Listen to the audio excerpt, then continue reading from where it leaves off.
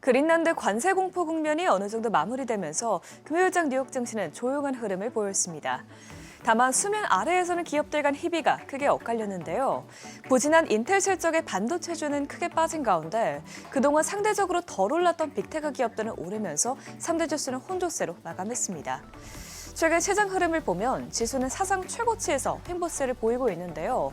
이 개별 종목은 큰 변동성을 보이면서 확실히 올해 들어선 실적이 있는 기업들만 살아남는 선별 장세가 본격화되고 있는 것으로 보입니다.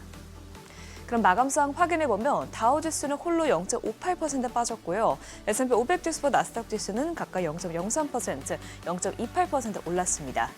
또 금요일에는 그동안 강세를 보이던 중소형주도 약세를 보이는데요. 러셀 2000 지수는 14거래일 연속 상승세를 끊고 1.82% 하락했습니다. 시총 상위 종목 확인해보면 오랜만에 빅테크 기업들은 크게 웃었습니다. 이번 주 실적 발표를 앞둔 기대감과 그동안 반도체주가 오른 것보다는 덜 올랐다는 평가 속에 저가 매수세가 들어온 영향인데요. 특히 마이크로소프트는 3% 넘게 올랐고요.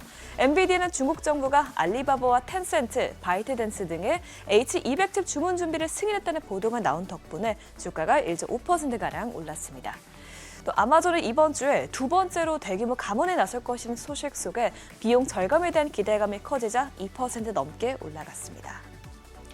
시청 6일부터도 보면 엔비디아와 AMD 등을 제외한 반도체 기업들은 전반적으로 이 인텔 폭락과 함께 약세를 보였는데요. 브로드컴도 덩달아 1.67% 동반 하락했습니다.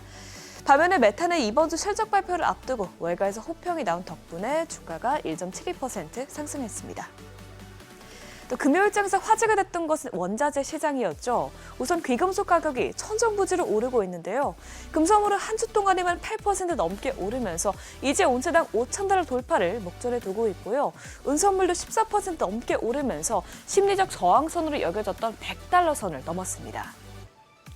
국제유가도 크게 급등했는데요. 대이란 공격 가능성이 한 발 물러섰던 미국이 다시 이란에 대형 함대를 파견했다는 소식이 나온 영향입니다. 결국 한 주 동안 WTI와 브렌트는 모두 2.7%가량 올라갔고요. 최근 천연가스 선물 가격도 미국의 한파로 생산 차질 우려가 커지면서 한 주 동안 70%가량 오른 점 참고해봐야겠습니다. 국채금리는 그린란드 갈등으로 촉발된 셀 아메리카 흐름이 되돌려지는 흐름을 보였습니다. 10년물 금리는 주간 기준으로 0.06%포인트가량 하락했고요. 2년물 금리 역시 소폭 높아지는 데 그쳤습니다. 이런 가운데 달러가 크게 하락했습니다. 엔화가 6개월 만에 최대폭으로 반등한 영향인데요. 일본 정부의 외환시장 개입 가능성과 뉴욕 연은의 레이트 체크 소식까지 전해지면서 달러 인덱스는 1% 가까이 밀렸습니다. 이렇게 시장이 아직까지 여러 변수들이 많지만 그래도 매크로적으로는 미국 경제의 연착륙을 증명하는 지표들이 계속해서 나오고 있습니다. 1월 미시간대 소비자 심리지수는 52.9에서 56.4로 개선된 것으로 나타났고요. 2주 전에 발표된 예비치보다도 더 높아졌습니다. 또 1년 기대 인플레이션 역시 4.2%에서 4.0%로 하락하면서 1년 만에 가장 낮은 수치를 기록했습니다. S&P 글로벌에서 발표한 PMI 지수는 시장 기대치에 비해서는 못 나오긴 했지만 그래도 서비스업과 제조업 모두 확장 국면을 계속 이어갔습니다. 1월 제조업 PMI는 51.9로 나오면서 2개월 내 최고치를 기록했고요. 서비스업 PMI는 52.5로 전달 대비해서 보합세를 나타냈습니다. 이런 가운데 물가 압력은 줄어든 것으로 나타났는데요. 투입 비용 인플레이션이 지난해 4월 이후로 가장 낮은 수준까지 내려왔습니다. 펀더멘털이 받쳐주는 가운데 단기적으로 시장이 추가 상승을 하기 위해서는 기업들이 높은 밸류에이션을 정당화시킬 만한 실적이 나와야 할 것이라고 전문가들은 지적하고 있는데요.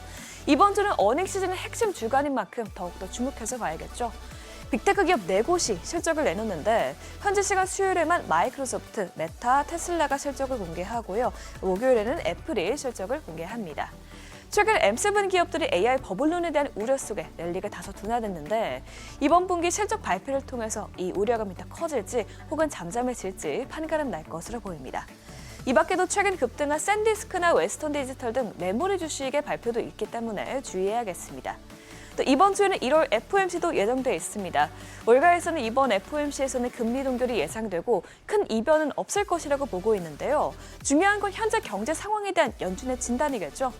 뱅크 오브 아메리카에서는 12월 실업률이 하락한 점과 견조한 경제활동, 또 중립금리에 대한 언급에 주목할 필요가 있다고 밝혔습니다. 마지막으로는 차기 연주의장 후보가 발표될지도 지켜봐야겠습니다.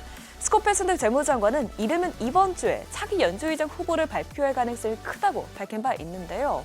현재 예측 시장에서는 블랙록의 링리더 글로벌 채권 최고 투자 책임자가 1위로 올라섰습니다. 그는 지난 13일에 CNBC와의 인터뷰에서 금리를 3%까지는 낮춰야 한다면서 비둘기 파적인 면모를 보였는데 이번 발표에 따라서 주식시장, 특히 채권 시장이 크게 유동칠 수 있는 점 예의주시해야겠습니다. 지금까지 굿모닝 마켓이었습니다.